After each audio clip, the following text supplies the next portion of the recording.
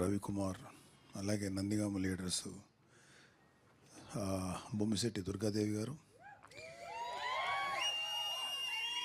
బొమ్మిశెట్టి భాస్కర్, మాధవరెడ్డి, షేక్ సైబుద్దీన్, కోలా నాగరాజు, దేవిరెడ్డి శ్రీనివాసరావు, బండారుపల్లి సత్యనారాయణ, చెన్నమల మధు, షేక్ శ్రీనివాసరావు, రామరెడ్డి వెంకటేశ్వరరావు, చిన్న వెంకటేశ్వర్లు, లక్ష్మీకాంత్, శ్రీనివాసరావు, బొమ్మిశెట్టి భాస్కర్రావు, పగడాల రాధాకృష్ణ, పణికుమార్, హనుమంతరావు, రఘుబాబు, వెంకట్రావు గారు, వీరబాబు, శ్రీనివాసరావు, కాసయ్య. మీ అందరికీ జనసేనలోకి హృదయపూర్వక స్వాగతం.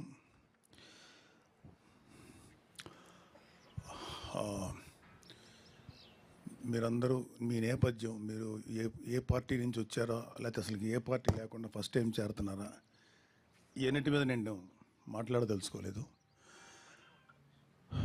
ఖచ్చితంగా జనసేన పార్టీ అంటే ఒక ఖచ్చితమైన డిసిప్లిన్ ఉంటుంది. మా అందరి ఫస్ట్ ఏజెండా ప్రజల వెల్ఫేరు, ప్రజల బాగోగులు చూడటం. ఇది మాకు మా నాయకుడు శ్రీ పవన్ కళ్యాణ్ గారు చాలా గట్టిగా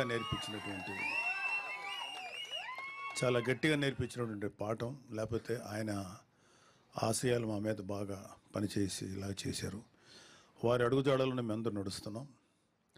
సో మీ ఫస్ట్ ప్రయారిటీ ఎవరైతే జనసేనలో చేరబోతున్నారో, మీ ఫస్ట్ ప్రయారిటీ మనల్ని నమ్ముకోను, లేకపోతే అవసరంలో ఎవరైనా ఉన్నారో వాళ్ళకి మన శాయశక్తుల ఎంతవరకు సర్వీస్ చేయాలో అది ఆలోచించాలి.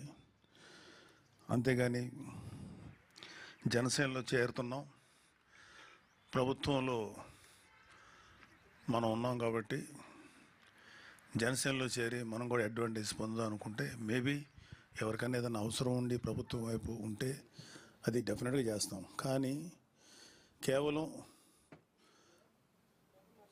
నాకు ఏం జరుగుతుంది, నాకేం చేసుకోవాలనే ఆలోచనతో మీరు ఎవరైనా ఉంటే మాత్రం అలాంటి ఆలోచనలు దయచేసి పక్కన పెట్టండి. అంతకుముందు మీరున్న ఏ పార్టీలు ఉన్నారో నాకు తెలీదు. సో నేను ముఖ్యంగా నేను ఇప్పుడు మిమ్మల్ని ఎవరిని అడగదలుచుకోలేదు, కానీ వైసీపీ నుంచి వచ్చే ఎవరికైనా సరే ముందు చెప్పాల్సింది ఏంటంటే, సెల్ఫ్ పక్కన పెట్టండి. మనం ఏం చేయగలుగుతాం అదే ముఖ్యం. అలాగే పార్టీ వాల్యూస్ని, ప్రెసిడెంట్ గారి యొక్క ఐడియాలజీని, ఆయన యొక్క ఆలోచనల్ని ప్రజల్లో తీసుకెళ్ళగలటం అనేది మనందరి బాధ్యత. సో ఇక్కడ ఎక్కడ కూడా వ్యక్తిగత ప్రిఫరెన్సెస్కి కానీ నాకేంటి అనే ఆలోచనలు కానీ తావలేదు. మనం ఏం చేయగలుగుతాం ప్రజలకి, అవసరం వచ్చినప్పుడు అధికారం మన చేతిలో ఉంది కాబట్టి తద్వారా ఏమన్నా మంచి పనులు చేయగలుగుతామా, ఫస్ట్ దృష్టి దీని మీద పెట్టండి. మేమందరం కూడా గత 10 ఏళ్ళు దాటిపోయింది జనసేనలో చేరి. మేము ఎప్పుడు కూడా ఈ స్టేజ్ మీద ఉన్నటువంటి నాయకులందరం కూడా మా సెల్ఫ్ ఏంటి, మాకు వ్యక్తిగతమైన ప్రయోజనం ఏంటి అని ఎప్పుడు ఆశించలేదు, కనీసం అడగలేదు. ఆయన చెప్తుంటే మన నాయకుడు ఏదైనా చెప్తే దాన్ని చేసుకుంటూ వెళ్ళటమే తప్ప మాకు వేరే ఆలోచన కూడా లేదు. ఆయన పలానా పని మీరు చేయండి, లేకపోతే ఈ బాధ్యత అప్పగిస్తే ఆ బాధ్యత ప్రకారం చేసుకెళ్ళటం తప్ప మాకు వ్యక్తిగతమైనటువంటి ఎటువంటి ప్రిఫరెన్సెస్ లేవు. మేము ఇంకేదన్నా ఎవరికైనా అవసరం ఉంది, వీళ్ళకి పలానా పని చేయాలి, పాపం ఎవరో ఒక ఇష్యూస్ ఉన్నాయి, వాళ్ళ మీద అన్యాయంగా ఏదో జరిగింది, అలాంటివి ఏమన్నా ఉంటే అప్పుడు ఖచ్చితంగా అది పెద్ద విషయం అయితే ప్రెసిడెంట్ గారి దగ్గరికి తీసుకెళ్తాం. లేదు అంటే మా స్థాయిలో చేయగలిగినంత వరకు చేసి వాళ్ళకి ఉపయోగపడటానికి ప్రయత్నిస్తాం.